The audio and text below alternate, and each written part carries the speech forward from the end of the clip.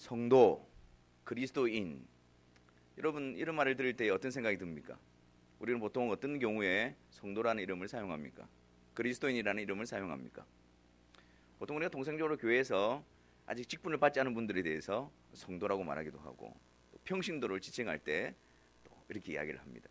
근데 사실 여러분, 이 성도와 그리스도인이라는 것은 굉장히 놀랍고, 그리고 굉장히 아름답고 존귀한 이름임에도, 칭호임에도 불구하고 우리는 그 의미들을 바르게 알지를 못하는 경우가 허다합니다. 성도, 그리스도인. 여러분들은 성도로 불리워지는 것을 기쁨으로 여기고 계십니까? 여러분들은 그리스도인이라는 사실을 가지고 세상 가운데 살아가고 계십니까? 나는 그리스도인이다. 나는 성도로 부름받은 자이다. 이것이 우리의 삶의 현장 가운데에 우리의 분명한 고백이 되어지기를 바랍니다. 그러면 성도, 그리스도인, 그 의미가 무엇일까요? 그렇게 불림을 받는 그들은 어떤 존재일까요? 오늘 본문에 보니까 성도는 하나님의 것이다 라고 말합니다. 하나님의 소유되어진 자들, 하나님의 소유된 자들, 그들이 성도라고 오늘 말씀에서 우리에게 가르쳐 주고 있습니다. 그래서 여러분, 성도는 하나님의 소유, 모든 것이 다 하나님의 소유지 않습니까? 그런데 하나님은 성도를 특별히 나의 것이다, 또 주님은 오늘 본문에서 아버지의 것이다, 그렇게 강조하고 있습니다. 그 강조하고 있는 이유가 무엇이냐면 특별한 소유로 삼으셨다는 거예요. 성도는 특별한 하나님의 소유로 삼으신 것입니다. 왜 특별한 소유가 되어지죠? 하나님께서 우리들을 하나님의 자녀로 부르시기 위해서 그 아들 예수 그리스도를 내어주셨기 때문입니다. 우리의 가치는, 우리가 성도라고 불리는 그 이름의 의미는 단지 우리가 어떠한 일을 하고 우리가 어떤 상황에 있느냐, 그것으로 결정되어지는 것이 아닙니다. 바로 예수 그리스도, 그분의 생명으로 하나님은 우리를 특별한 소유로 삼으시고 우리를 바라보고 계신 것입니다. 그래서 시편 16편 3절에 보면 땅에 있는 성도는 뭐라고요? 존귀한 자들이다 이야기하는 거예요. 땅에 있는 성도들은 존귀한 자들이다. 아유, 제가 이래가지고 무슨 하나님 앞에서 존귀한 자라고 이야기할 수 있겠습니까? 그렇습니다. 우리 스스로는 자격 없는 자들이죠. 우리 스스로는 그 이름을 감당할 수 있는 그런 어떤 자격이나 조건이 없는 자들입니다. 그러나 하나님께서는 예수 그리스도로 말미암아 부르신 성도들을 존귀한 자들이다, 나의 소유다, 특별한 나의 것이다, 그렇게 하나님은 여기고 계신 것입니다. 그리스도 안에서 보배롭고 존귀하게 하나님은 저와 여러분들을 바라보고 계신 것입니다. 세상의 기준으로, 세상의 가치로 여러분들을 판단하지 마십시오. 하나님께서 그리스도 안에서 우리를 존귀히 여기시고 보배롭게 여기시는 그 하나님의 음성만을 들으시기를 바랍니다. 또한 여러분, 성도는 어떤 존재들일까요? 오늘 말씀해 보니까 성도들은 어떤 존재냐, 주님께서 말씀하시기를 내가 그들을 위하여 비옵기는 라고 하면서 이 땅에 있는 성도들은 바로 예수님께서 기도하시는 기도의 대상자들이 되어진단 말이에요. 여러분, 우리가 서로를 위해서 기도할 때 어떤 일이 벌어집니까? 어떤 일이 벌어집니까? 우리가 서로를 위해서 기도할 때 우리가 서로를 위해서 기도할 때 우리의 마음이 더 쏟아지고 관심이 가고 더 사랑이 가고 또 하나님께서 어떻게 응답하여 주시기를 더 갈망하고 그런 마음들이 쏟아지지 않습니까? 주님께서 우리를 위해서 기도하신다, 성도들을 위해서 기도하신다는 것은 우리가 바로 그 주님의 사랑의 대상이고 관심의 대상이라는 사실입니다. 주님의 눈길이, 주님의 시선이 단 한 번도 우리를 떠나지 않고 있다라는 사실입니다. 땅에 있는 성도는 홀로 버려둔 자들이 아니라 저 하늘 보좌 우편에 앉아 계셔서 지금도 우리를 위하여 기도하고 계시는 그 주님의 기도 속에 있는 자들이 바로 성도인 것입니다. 그래서 나는 그리스도인이다, 나는 성도다 라고 여러분들이 말할 때 기억해야 될 것이 무엇입니까? 나는 하나님의 소유된 자다, 그 하나님의 권능의 손에 사로잡혀 있는 자다, 그 어떤 것도 하나님의 손에서 빼앗을 수가 없다. 그리고 지금도 우리 주님께서 죽으시고 부활하시고 승천하신 모든 권세를 가지신 우리 주님께서 나를 위해서 기도하고 계신다. 그것을 우리의 삶의 현장 가운데서 성령을 통해서 바라보게 될 때에 우리는 담대함과 위로와 격려와 능력을 얻게 되어질 것입니다. 또한 여러분, 성도는 어떤 존재일까요? 오늘 본문에 보니까 예수님께서 말씀하시기를 내가 세상에 속하지 아니하였던 것처럼 그들도 세상에 속하지 아니하였나이다 라고 말씀하고 있습니다.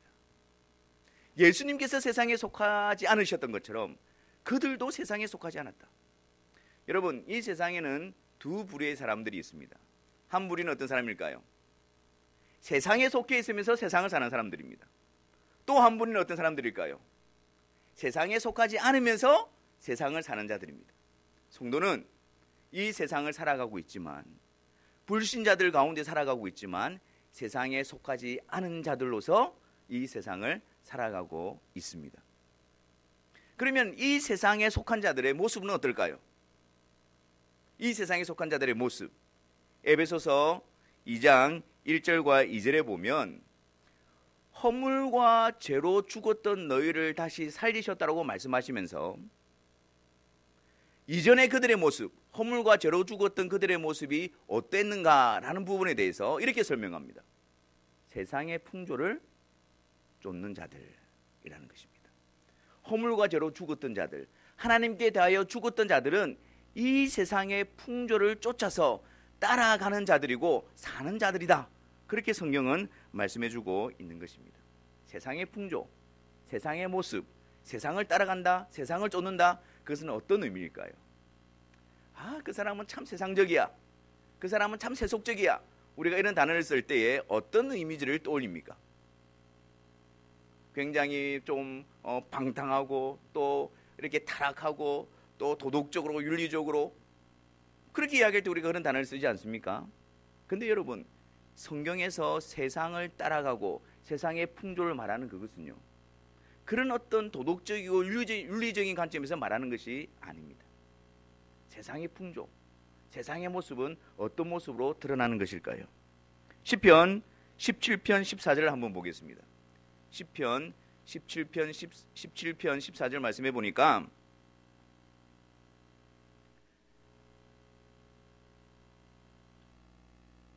아니, 그 앞에 있는 거예요. 그 앞에 있는 거예요. 예, 시편 17편 14절 같이 한번 읽어보겠습니다. 시작. 여호와여, 이 세상에 살아있는 동안 그들의 분깃을 받은 사람들에게서 주의 손으로 나를 구하소서. 그들은 주의 제물로 배를 채우고 자녀로 만족하고 그들의 남은 산업을 그들의 어린 아이들에게 물려주는 자니이다. 여러분, 지금 이 말씀해 보니까 이 세상에 살아있는 동안 그들, 이 세상을 쫓아가는 그들의 모습이 어떠하다고요? 주의 제물로 배를 채우고 자녀들로 만족하고 그들의 남은 산업을 자녀들에게 물려주고. 여러분, 이거 우리 일상적인 모습 아닙니까? 우리들의 그냥 평범한 모습 아닙니까? 여기 어떤 악동함이나 잔인함이나 그런 것들이 담겨져 있습니까? 근데 성경은 이 세상에 속한 사람들의 모습이다라고 이야기하는 거예요. 노아 시대로 한번 가보겠습니다. 하나님께서 노아 시대 때 홍수로 세상을 심판하셨지요. 그 시대의 모습이 어땠습니까? 창세기 6장 5절입니다. 창세기 6장 5절입니다. 창세기 6장 5절에 보면 그 홍수 시대 때, 노아 홍수 시대 때 그 시대가 어땠느냐면 그 사람이 행하는 일마다 악하고 계획하는 일들이 전부 다 악하다고 이야기하는 거예요. 그래서 죄악이 관영해 있다. 죄악이 그 세상 가운데 가득 차 있다라고 창세기에서 그렇게 이야기합니다. 그러면 우리가 이렇게 생각하면, 야, 노아 시대 때는 완전 무법천지였겠구나. 완전 도덕적으로 타락하고 부패하고 그런 모습으로 가득 찼겠구나. 우리는 그렇게 생각합니다. 물론 그럴 수도 있겠지요. 그런데 마태복음에서 주님은 오랫동안 저렇게 띄워져 있는 말씀처럼 마태복음에서 주님은 그 노아 시대를 이렇게 말합니다. 홍수전에 노아가 방주에 들어가던 날까지 사람들이 먹고 마시고 장가들고 시집가고 있으면서, 그 다음에요, 홍수가 나서 그들을 다 멸하기까지 깨달지 못하였으니 인자의 임함도 이와 같으리라. 인자의 임함, 마지막 때의 노아 시대와 같을 것인데 그 노아 시대가 어떻다고요? 먹고 마시고 시집가고 장가가고, 그게 노아 시대의 모습이었다라고 주님이 말씀하고 계신 거예요. 아니, 도대체 먹고 마시고 시집가고 장가가는 것이 무엇이 잘못되었길래 죄악이 관영하고 그들의 생각이 항상 악하다라고 말씀하고 있는 것일까요? 여러분, 시편과 이 마태복음 두 구절을 통해서 무엇을 보고 계십니까? 이 세상의 모습의 공통점이 무엇입니까? 먹고 마시고 시집가고 장가가고 그리고 자녀들로 만족하고 자녀들에게 유산을 나눠주고 이런 우리 일상적인 모습들이 이 세상의 모습인데 그 공통적인 특징이 뭐라고요? 그 속에 하나님이 계시지 않는 거예요. 세상의 모습은 모든 영역 가운데에 모든 삶의 현장 가운데에 하나님이 계시지 않는 것입니다. 내가 주인이 되어져서 내가 하고 싶은 대로 내가 원하는 대로 나의 능력으로 나의 힘으로 내가 주인이 되어져서 그렇게 사는 모습, 그것이 세상의 풍속, 세상의 모습이라고 말하는 거예요. 먹고 마시고 시집가고 장가가고 우리가 누리는 모든 일상 가운데에 하나님이 계시지 않는 거예요. 하나님을 인정하지 않는 거예요. 하나님의 왕되심을, 하나님의 주권을 인정하지 않는 겁니다. 그렇게 살아가는 모습이 바로 세상의 모습이다. 성경은 우리에게 그렇게 가르쳐주고 있는 것이죠. 하나님 없는 마음가짐, 하나님 없는 생각, 하나님 없는 계획, 하나님 없는 말, 모습, 그 모든 것들이 도덕적으로 윤리적으로 선하다 할지라도 그 모습은 세상의 모습이다. 그렇게 가르쳐주고 있는 것입니다. 요한일서 2장 15절과 16절에 가보면 이 세상의 풍조를 따르는 모습에 구체적으로 어떻게 나타나느냐면 이 세상에 있는 것이 육신의 정욕과 안목의 정욕과 이생의 자랑으로 나타납니다. 그래서 하나님이 없는 삶은 결국 육신의 만족을 위해서만 살아갑니다.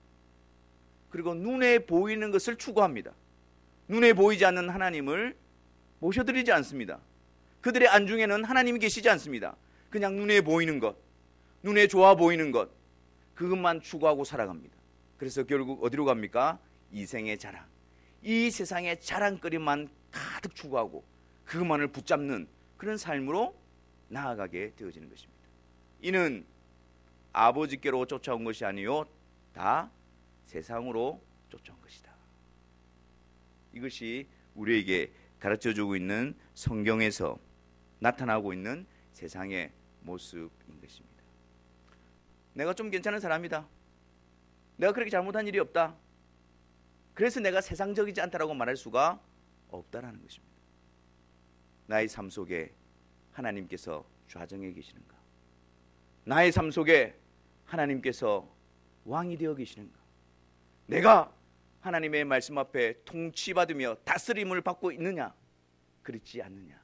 그것이 세상적이냐 아니냐를 구분하는 기준이 되어지는 것입니다. 우리 주님께서는 우리들을 향해서, 성도들을 향해서 세상에 속한 자들이 아니고 세상에 속하지 않았다라고 말씀하고 계십니다. 이전에는 우리가 하나님을 알지 못하고 하나님을 섬기지 못하고 내가 주인이 되어져서 내가 원하는 대로 육신의 욕심을 따라서 행했던 자들이 바로 우리들의 모습이었습니다. 그러나 부르심을 받은 성도들은 어떠합니까? 그리스도 안에서 하나님이 주인 되시고 하나님이 왕이 되시고 하나님이 다스리시고 통치하시는 세상에 속하지 않는 하나님께 속한 자로 우리는 부름을 받고 있는 것이지요. 그래서 주님께서는 우리를 위해서 기도하실 때에 이렇게 기도하십니다. 여러분, 아까 제가 말씀드릴 때에 성도는 주님의 기도의 대상이 된다 그랬잖아요. 그 주님께서 우리를 기도하신다. 여러분, 얼마나 힘이 되고 위로가 되어집니까? 그런데 우리가 한 걸음 더 나아가야 될 것은 우리를 위해서 주님께서 어떤 내용으로 기도하시는가, 그것을 아는 것이 중요합니다. 궁금하지 않습니까? 주님께서 여러분들을 위해서 무엇을 위해서 기도하고 계실까요? 주님께서 여러분들을 위해서 무엇을 간구하고 계실까요? 여러분, 주님의 기도는 우리의 기도와 다릅니다. 주님의 기도는 곧 하나님의 뜻입니다. 주님의 기도는 곧 성취입니다. 그래서 주님께서 우리를 위해서 기도하는 내용은 우리의 삶 속에 바로 이루어지는 것이 되어지는 것입니다. 그렇기 때문에 우리를 향한 주님의 기도의 내용을 안다는 것은 우리의 삶의 목적과 방향을 잡는 일에 있어서 굉장히 중요한 일입니다. 주님께서 우리를 위해서 어떤 내용으로 무엇을 두고 기도하실까요? 15절 말씀입니다. 15절 말씀, 내가 비옵는 것은 그들을 세상에서 데려가시기를 위함이 아니요 다만 악에 빠지지 않게 보존하시기를 위함이니라. 세상에서 구별하여 세상 가운데 있지만 세상에 속한 자가 아닌 하나님께 속한 자로 우리는 살아가고 있습니다. 하지만 여전히 세상 가운데서 여러 가지 죄악과 사단의 권세와 악한 세력들이 우리를 유혹하고 미혹하고 다시 세상의 풍조를 따르도록 우리를 계속해서 공격하고 있습니다. 근데 보좌 우편에 계신 주님의 기도, 악에서 보존하여 주옵소서. 그 주님의 기도가 연약하고 부족하고 세상 가운데 쓰러져 있고 넘어져 있는 우리들의 삶 속에 그 기도가 뿌려져 그 기도가 이루어짐으로 말미암아 우리의 모습 가운데 세상의 풍조를 따라가는 것이 아니라 거룩한 하나님을 닮아가는 자로 우리가 세워지게 되는 것입니다. 우리가 신앙생활하면서 주의 말씀을 따르고 주님의 성품을 닮아가고 하나님이 원하는 말씀 앞에 순종하는 그 모든 일들은 어디로부터 시작이 되어진다고요? 주님의 기도로부터 시작이 되어지는 것입니다. 내가 결정하고 내가 결단하고 내가 의지적으로 뭔가를 이루는 것처럼 보이지만 그 일은 우리 스스로 일어나는 일이 아니라 지금도 하늘 보좌 우편에서 우리를 악에서 보존하여 주옵소서. 그 주님의 기도가 우리의 삶 가운데에 베풀어지고 성취되기 때문에 우리가 거룩한 발걸음을 내디딜 수 있게 되어지는 것입니다. 주님께서 우리를 향한 뜻은 거룩함입니다. 주님께서 우리를 향한 뜻은 세상의 풍조를 쫓아가는 것이 아니라 하나님의 성품을 닮아가는 자로 세워지는 것을 원하고 계시고 그것을 기도하고 계시고 그것을 이루어가고 계신 것입니다. 그러므로 우리는 신앙생활 가운데에 우리 안에 거룩함의 열매들을 점검해 볼 필요가 있습니다. 죄악 가운데 그냥 안주해 있는 것이 아니라 하나님 없는 세상의 삶을 그냥 따라가는 것이 아니라 과연 내가 그리스도 안에 있는가, 내가 성도인가, 그 부분이 우리 안에 나타나는 거룩함의 열매로 증명되어지고 그 거룩함의 열매를 통해서 예수님의 기도가 우리를 향하고 있다는 것을 확증할 수 있기 때문입니다. 사랑하는 성도 여러분, 우리들의 삶을 한번 돌아봅시다. 우리의 삶 속에 하나님께서 주인이 되어 계십니까? 우리의 삶 속에 주님의 기도가 이루어지고 있습니까? 하늘에서 이루어진 것처럼 땅에서 그 주님의 뜻이 우리를 거룩하게 하시고 우리를 하나님의 성품을 닮은 자로 세워가시고 우리를 양육시키시는, 죄로부터 분리시키시고 죄를 애통히 여기게 하시고 하나님의 말씀 앞에 순종하는 거룩한 자녀로 만들어 가시는 주님의 기도가 오늘도 우리의 삶의 현장을 덮고 있습니까?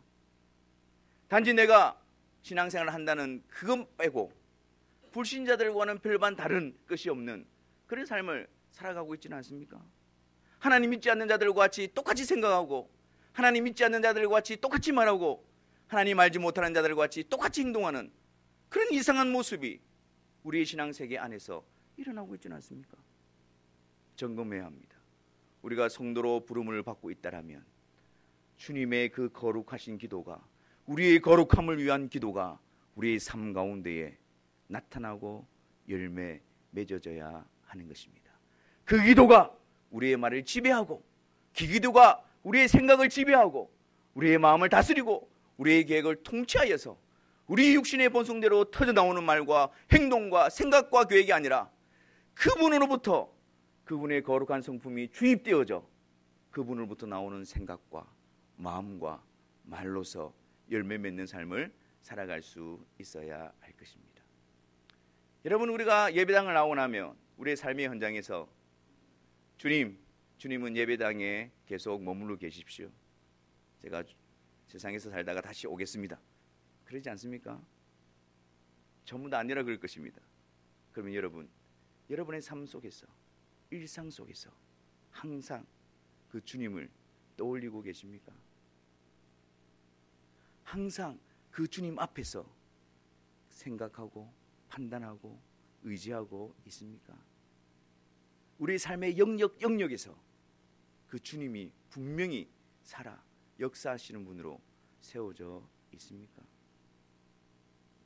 놀랍지 않습니까? 우리가 그리스도로 살아가면서 우리 일상 속에서 주님이 보이지 않는 그런 이상한 모습 앞에서 여러분 우리가 깜짝 놀라지 않습니까? 우리 주님의 기도가 우리의 삶 가운데 이루어짐으로 말미암아 우리 안에 있는 죄악된 육신의 성향이 약화되어져 가고 거룩한 하나님의 본성이 우리를 사로잡아지기를 바랍니다. 이전에 육신의 본성 가운데 욕심을 따라 살던 우리들의 모습이 포기되어지고 거룩한 하나님의 성품과 하나님을 닮아가며 하나님의 말씀에 순종하고자 하는 그 열망으로 사로잡히는 일이 우리 가운데 시작되기를 바랍니다. 하나님께서 우리를 소유 삼으시고 그리스도께서 우리를 기도하고 있다는 그 이유는 단지 우리가 이 세상에서 어려움 가운데 하나님이 지켜주신다는 그런 의미만이 아닙니다. 우리를 향한 하나님의 뜻, 하나님의 거룩한 하나님의 자녀로 이끌어가는 그 일을 하나님은 포기하지 않으시고 그것을 놓지 않으시고 계속해서 그 일을 이루어 가신다라는 사실입니다. 완전한 것을 말하는 것이 아닙니다. 완벽한 것을 말하는 것이 아닙니다. 그 일이 멈추어지지 않는다는 것을 의미합니다. 그 일이 중단되지 않는다는 것을 의미합니다. 하나님이 우리를 붙잡으시고 그리스도 안에서 우리를 거룩한 하나님의 백성다운 모습으로 오늘도 우리를 빚어가시고 단련시켜가고 세워가실 것입니다. 우리의 삶의 현장이 주님의 기도가 이루어지고 주님이 우리를 거룩한 백성으로 세워나가는 그런 아름다운 역사의 현장이 되시기를 주님의 이름으로 축원합니다. 기도하겠습니다. 하나님 아버지,